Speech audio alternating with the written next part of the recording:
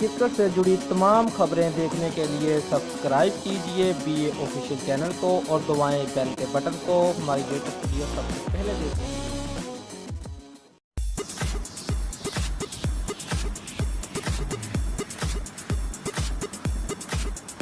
شاہد افریدی نے پشاور زلمی کو چھوڑ کر کراچی کنگ میں شامل ہونے کی خبر کو پشاور زلمی کے چاہنے والوں کو افسردہ کر دیا ہے۔ شاہد افریدی نے ایک ایسا پیغام جاری کر دیا ہے کہ پشاور زلمی کے مالک جوید افریدی بھی افسردہ ہو جائیں گے۔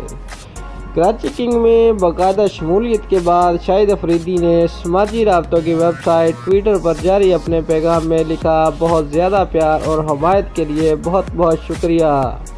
زلمی کے مداحوں، اب آگے بڑھنے کا وقت آ گیا ہے۔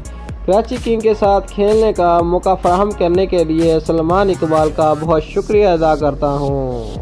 شاہد افریدی کے اس بیان پر صارفین کی جانب سے ملے جلے جذبات کا اظہار کیا جا رہا ہے اور کچھ مداحوں نے تو پشاور زلمی چھوڑنے پر باقاعدہ ناراضگی کی بھی ظاہر کی ہے۔